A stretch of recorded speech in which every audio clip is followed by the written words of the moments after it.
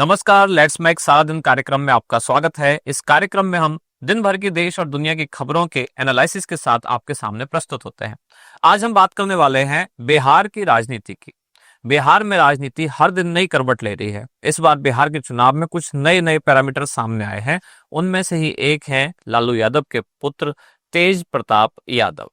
उनको लेकर उन्होंने बात की है कि वो एक अपनी नई पार्टी या एक नया गठबंधन बनाने जा रहे हैं। अब इसका बिहार की राजनीति पर क्या क्या असर पड़ सकता है, इन सब मामलों पर चर्चा के लिए हमारे साथ हैं वरिष्ठ पत्रकार और राजनीतिक विश्लेषक अनंत मिश्रा जी। अनंत जी, स्वागत है आपका। नमस्कार। तो बिहार में एक बात कही जा रही है कि तेजस्वी और तेज प्रताप के आमने सामने हो गए हैं और अब जो तेज प्रताप यादव हैं वो नई पार्टी बनाने की या गठबंधन करने की बातें कर रहे हैं।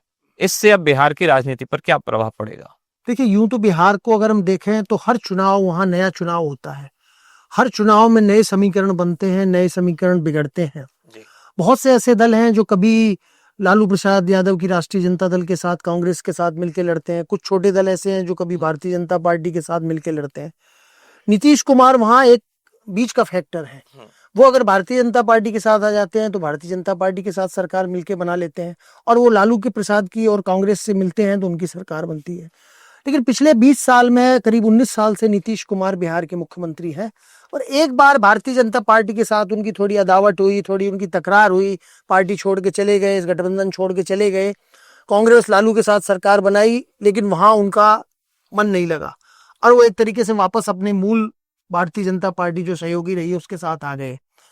19 साल से सरकार बन रही है। अब चूंकि बिहार में जो मुख्य प्रतिद्वंदी दल है, मुख्य पार्टी है राष्ट्रीय जनता दल, और पिछले चुनाव में वो सबसे बड़ी पार्टी होके उभरी थी 75 सीट लेके।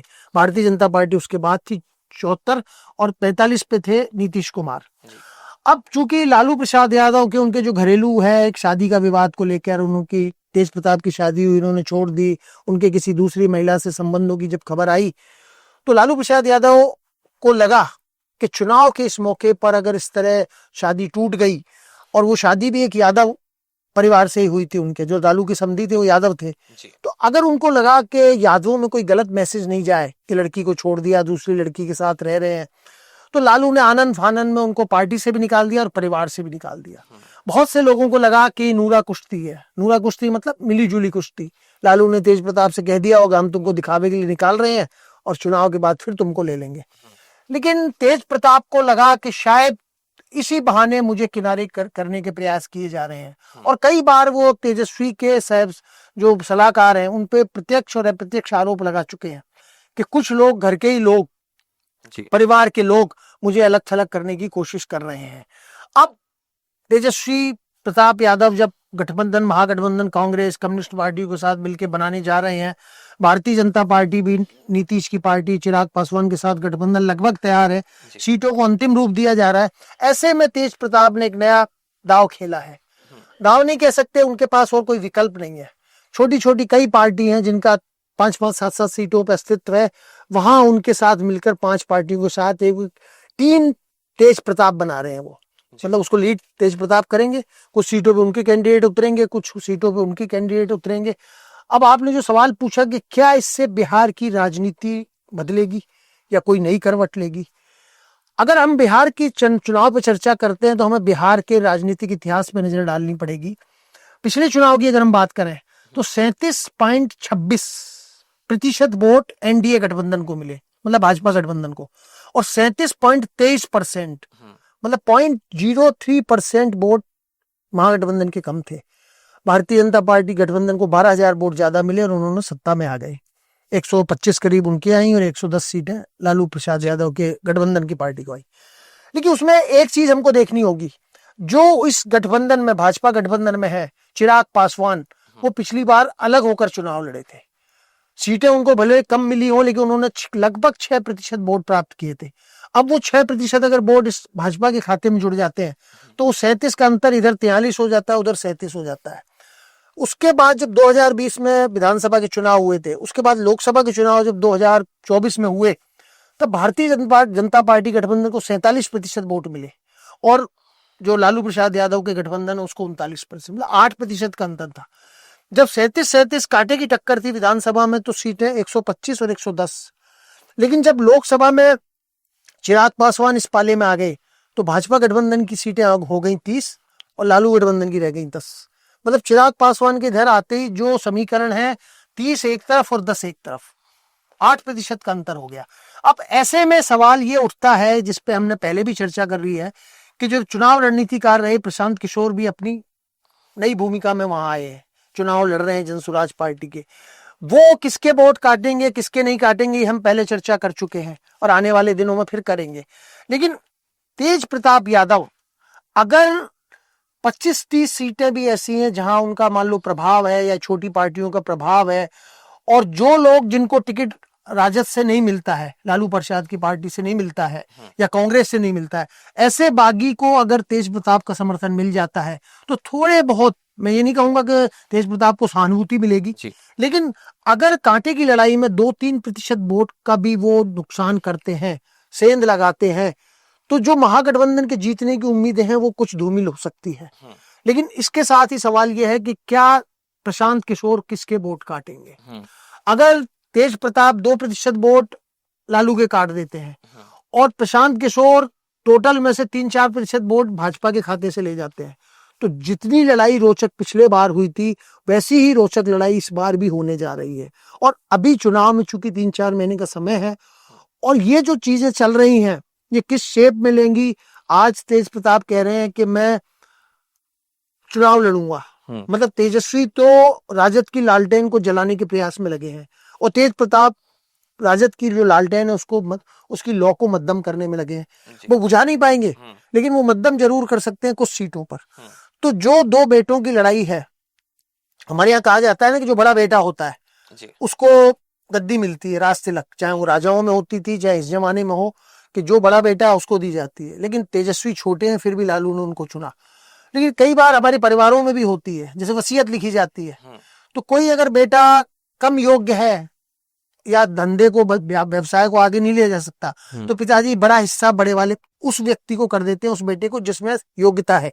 तो लालू राबड़ी को शायद लगा कि तेजस्वी तेज प्रताप के मुकाबले राजनीतिक तौर पे ज्यादा सफल है, ज्यादा सक्षम है, इसलिए उनको विरासत दी और वो मुख्यमंत्री भी रहे और पिछली बार उन्होंने अच्छा मुकाबला किया, अच्छे उनकी सभाओं में भीड़ जुटी। लेकिन अभी रूट किस करवट बैठेगा इसको देखने के लिए भी बिहार में बहुत समीकरण बनेंगे और बिगड़ेंगे और नया रूप हमारे सामने आएगा। अच्छा, जो तेज प्रताप यादव हैं उन्होंने अपना गठबंधन बना के और आरजेडी को गठबंधन का भी ऑफर दे दिया कि आपके साथ हम गठबंधन करना चाहते हैं। क्या ये एक तरह से मतलब अभी हल्के फुल्के अंदाज में से देखा जाए या ये एक गंभीर कुछ राजनीतिक गठबंधन हो सकता है? नहीं, गंभीर तो नहीं। मैं इसमें जो तेज प्रताप के गठबंधन को मैं गंभीरता से नहीं लूंगा, शायद कोई भी गठबंधन गंभीरता से नहीं लेगा। अगर वो महागठबंधन लालू प्रसाद की पार्टी वाले महागठबंधन के साथ सीटों के ऑफर या तालमेल की चर्चा कर रहे हैं तो मैं जो समझ पाया हूं या जो और लोग समझ पाते हैं कि शायद वो चाहते हैं उनको 10-15 सीटें मिल जाए, उनको खुद की सीट जहां महुआ वो उन्हें घोषणा कर दी कि महुआ से चुनाव लड़ूंगा, या जो 5 छोटी पार्टियां हैं किसी को 1 किसी को 2 देके अगर 8-10 सीटों का उनको ऑफर होता है तो शायद वो उनके साथ चले जाएंगे। लेकिन वहां भी लालू प्रसाद की पार्टी है, कांग्रेस है, कम्युनिस्ट पार्टी है, कई छोटे दल हैं, तो वहां 10 सीटें देने का मतलब है कि शायद फिर दूसरे दलों की सीटें कटे। कांग्रेस पिछली बार 70 सीटों पर लड़ी थी, 70 से कम पे तैयार नहीं है। तेजस्वी कह रहे हैं कि आपको 70 सीटें दी तो आपका स्ट्राइक रेट खराब है, 70 में से आप 19 जीते हो। तो ये जो ऑफर है इसको लालू प्रसाद एक्सेप्ट करते हैं कि नहीं करते हैं, पर मुझे नहीं लगता कि लालू प्रसाद या तेजस्वी तेज प्रताप के इस ऑफर को स्वीकार करेंगे। 10-15 सीट उनके लिए छोड़ने का साहस जुटाएंगे, आसार कम लगते हैं। अच्छा, जो लालू यादव ने कदम उठाया था कि उनके व्यक्तिगत तेज प्रताप के व्यक्तिगत जीवन के कारण उनको पार्टी से और परिवार से निष्कासित कर दिया, क्या अब वो दाव उल्टा पड़ सकता है? क्योंकि अगर तेज प्रताप चुनाव लड़ते हैं तो सीधी सी बात है वो उन्हीं के वोट काटेंगे। निश्चित रूप से चुनाव होता है तो हर पार्टी, मतलब 100 वोट अगर मिलते हैं तो वो 70 वोट तो लालू प्रसाद, क्योंकि जिस माहौल में रहे, जो उनका सर्किल है, जिन लोगों को टिकट नहीं मिलेंगे वो फिर इनकी शरण में आएंगे, तो जो उनका व्यक्तिगत प्रभाव है पार्टी का है तो निश्चित रूप से ज्यादा डैमेज वो करेंगे। लेकिन 243 सीटों पे वो डैमेज करने की स्थिति में नहीं है। बिहार में जो मतदाता भारतीय जनता पार्टी गठबंधन को हराने के उत्सुक हैं वो तेज प्रताप यादव के गठबंधन के साथ नहीं जाना चाहेंगे। वो उनकी कोशिश रहेगी कि सारा जो वोट है कंसोलिडेट होके महागठबंधन के पक्ष में जाए। जितना वोट विभाजित होगा सत्तारूढ़ पार्टी के खिलाफ जितना वोट विभाजित होता है उतना फायदा सत्तारूढ़ दल को मिलता है। ये पिछले चुनाव के जो आंकड़े हैं वो बताते हैं। तो क्या तेज प्रताप यादव के साथ पारिवारिक तौर पर कोई अन्याय हुआ है या राजनीतिक विरासत भी उनको ना मिलकर तेजस्वी को दे दी? नहीं, मैंने पहले भी कहा कि अगर आपके पिताजी दादाजी की संपत्ति है तो उसका बंटवारा तो सब में होगा, लेकिन अगर पिताजी ने संपत्ति कमाई है तो वो किसी के नाम भी वसीयत कर सकते हैं, और मैंने कहा वसीयत योग्य के नाम होती है। तो लालू को शायद लगा कि तेजस्वी उनके मुकाबले ज्यादा योग्य है और पार्टी को ढंग से चलाएंगे। तो मैं तेज प्रताप के साथ अन्याय तो नहीं कहूंगा। तेज प्रताप की जब शादी हुई उनकी सहमति से हुई, फेरे लिए उन्होंने, पूरे देश में चर्चा हुई, उसके बाद में अपनी पत्नी को छोड़ के और दूसरे के साथ आप लिविंग रिलेशन में रहते हो तो इसको हमारे समाज में सब भी नहीं माना जाता। अगर आपके किसी के साथ संबंध थे तो आप पहले उनसे शादी कर लेते। आप उस समय परिवार से बगावत करने की आप अगर जोखिम उठाते तो शायद लोग उनके साथ होते कि इन्होंने सत्ता की बदौलत जिसको चाहते थे उससे शादी की और सत्ता को मोह को त्याग दिया।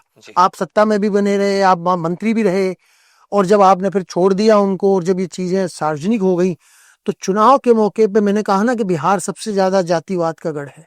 वहां जाति के नाम पे वोट इतने बटे हुए हैं कि आप उसमें सेंध लगाने की अगर प्रयास करोगे तो कितनी सफलता मिलेगी आज नहीं कह सकते, लेकिन ये सिर्फ प्रेशर पॉलिटिक्स है अपने भाई तेजस्वी छोटे भाई पे और लालू प्रसाद पे कि अगर आपने हमें कुछ सीटें नहीं दी तो हम चुनाव में खड़े होके आपका खेल बिगाड़ेंगे। जब बिहार की जो राजनीति रही है वैसे भी कांटे के मुकाबले रहे हैं। अब इस बार 3 नए फैक्टर मुझे उभरते हुए लग रहे हैं।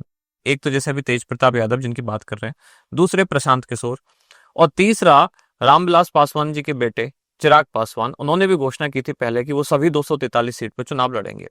क्या इन तीनों फैक्टरों से कोई प्रभाव इसकी राजनीति पर पड़ेगा? बिल्कुल। हम सिर्फ एक तेज प्रताप के फैक्टर को मान लें या प्रशांत किशोर के फैक्टर को मान लें या चिराग पासवान के, उससे हम बिहार की संपूर्ण राजनीति को नहीं समझ सकते। पिछली बार मैंने जैसा कहा कि 5.92% वोट, मतलब 6% वोट चिराग पासवान को मिले, सीटें भले उनको नहीं मिली उस प्रपोर्शन में, लेकिन 6% वोट जिसके साथ भी जुड़ जाएगा। अगर वो भारतीय जनता पार्टी गठबंधन के साथ मिलकर चुनाव लड़ते हैं तो जैसे मैंने कहा लोकसभा चुनाव में 47% भाजपा को मिले चिराग पासवान के आने की वजह से। चिराग पासवान के 6% वोट को हटा दो तो बाकी भारतीय जनता पार्टी के वोटों का आंकड़ा लगभग विधानसभा चुनाव से 2-3% ज्यादा था। तो अगर चिराग पासवान भारतीय जनता पार्टी के साथ आते हैं तो भारतीय जनता पार्टी गठबंधन को पिछले विधानसभा चुनाव के मुकाबले ताकत मिलेगी। लेकिन दूसरा उसी के साथ जुड़ा हुआ है सवाल कि प्रशांत किशोर किसके वोट काटेंगे। अगर प्रशांत किशोर यादव और अल्पसंख्यकों में सेंध नहीं लगा पाए और उच्च जाति के या पढ़े लिखे युवाओं के जो उस जाति से नहीं आते हैं, ओबीसी से आते हैं मान लो, उनमें अगर सेंध लगाई तो उसका खामियाजा भाजपा गठबंधन को भुगतना पड़ेगा। और आज की स्थिति में भी अगर चिराग पासवान फिर से अलग लड़ने की सोचे कि मैं एक बार अपनी ताकत देखता हूं कि 243 सीटों में लड़ते हैं, पिछली बार नहीं मिला, तो फिर समीकरण ये है कि उनको पहले केंद्र में मंत्री पद छोड़ना पड़ेगा। तो क्या चिराग पासवान केंद्र में मंत्री पद छोड़ के और बिहार में 243 सीटों पर लड़ेंगे? ये अभी खुलासा नहीं हुआ है। हालांकि अभी इससे लग रहा है कि चिराग पासवान शायद भाजपा के साथ ही मिलकर लड़े, क्योंकि पिछला जो उनका अनुभव रहा है अकेले चुनाव लड़ने का वो ज्यादा सफल नहीं रहा, और जब वो लोकसभा चुनाव भाजपा के साथ मिलकर लड़े तो उनको 5 सीटें भी मिली, उनको केंद्र में मंत्री पद भी मिला। तो मैंने जैसा कहा कि बिहार के अंदर अभी राजनीति कई करवट बदलेगी।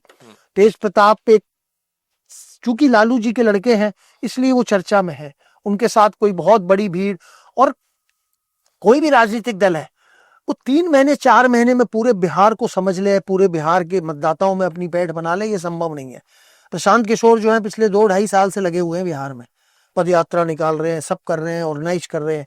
फिर भी ये माना जा रहा है कि वो वोट्स हो सकता है 8-10% ले जाएं, लेकिन सीटें उस संख्या में नहीं लेंगी जिस संख्या में वो दावा कर रहे हैं कि वो हम सरकार हमारी बनेगी।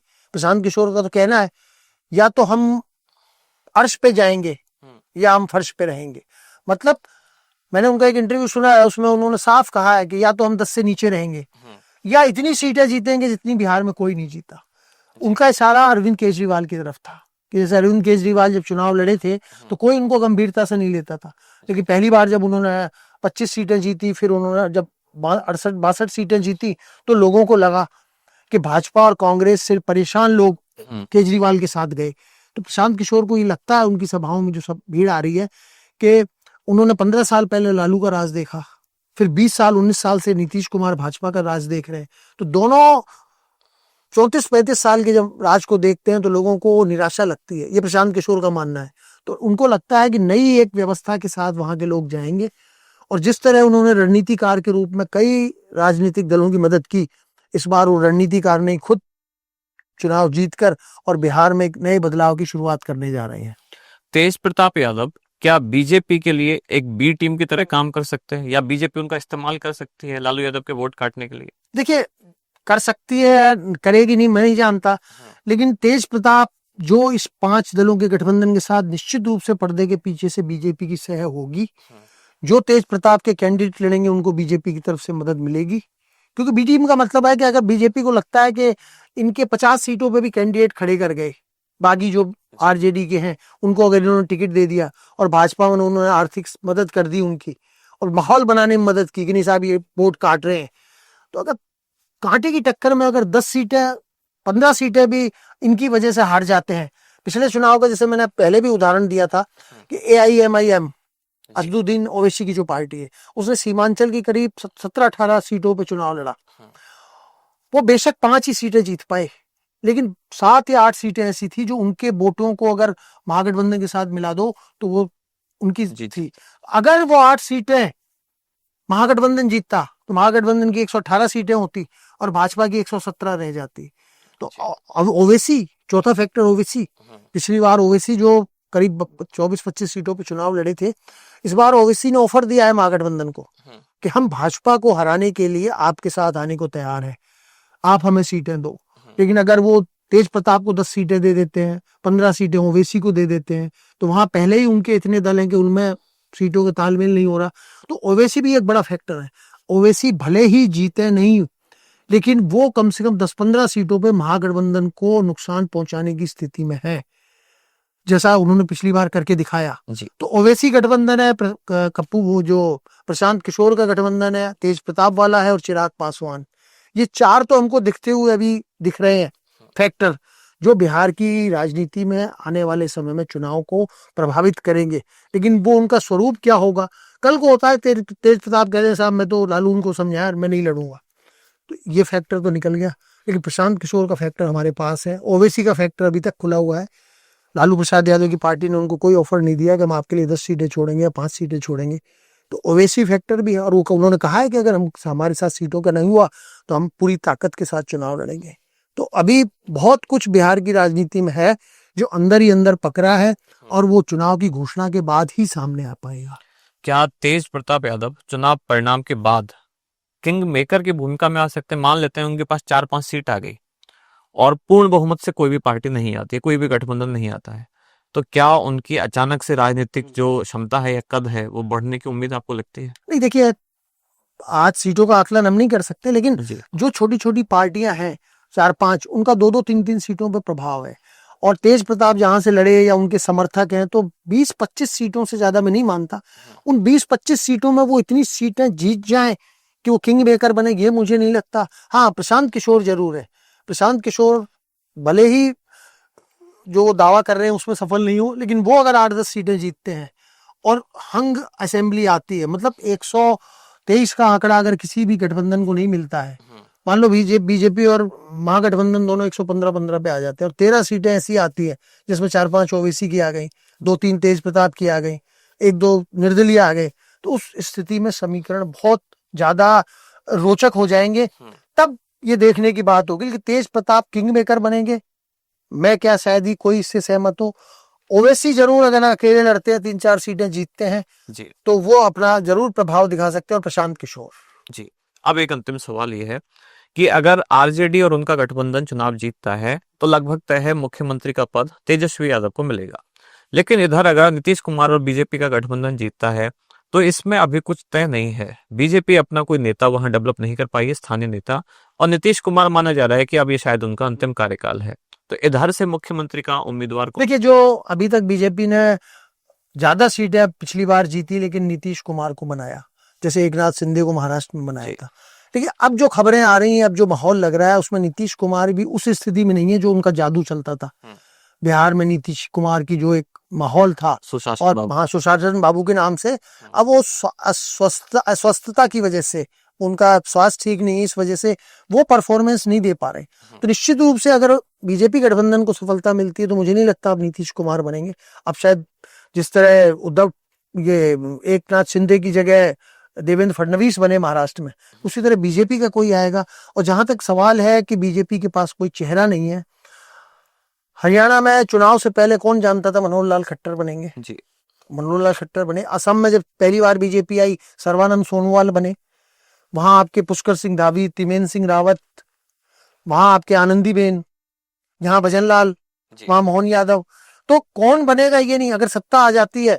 दिल्ली में बहुत से लोग क्या नाम चला रहे थे, लेकिन रेखा गुप्ता के नाम की किसी को चर्चा नहीं थी। तो अगर गठबंधन को बहुमत आता है तो मुझे लगता है कि अब भारतीय जनता पार्टी पद लेना चाहेगी। और नीतीश में भी जो नीतीश की पार्टी के लोग हैं वो ज्यादातर भारतीय जनता पार्टी के कहने में है। उनको भी लगता है कि नीतीश का ये आखिरी चुनाव है, चुनाव लड़ भले रहेंगे, लेकिन उनकी वो स्थिति नहीं है। तो अब भारतीय जनता पार्टी बनेगी और चेहरा जिसको भारतीय जनता पार्टी दे देगी, बाकी राज्यों की तरह वो चेहरा आपके और हमारे सामने आएगा। जी बिल्कुल। तो चाहे बिहार की राजनीति में चुनाव परिणाम कुछ भी आए, लेकिन तेज प्रताप यादव ने इन चुनावों को रोचक जरूर बना दिया है। बिहार की राजनीति में एक नया फैक्टर उभर के आ गया है। ये राजनीति पहले से ही रोचक थी, प्रशांत किशोर ने इसको काफी रोचक बना दिया। अब तेज प्रताप यादव के आने से और ये ऊंट अब किस करवट बैठता है, ये देखना बाकी है।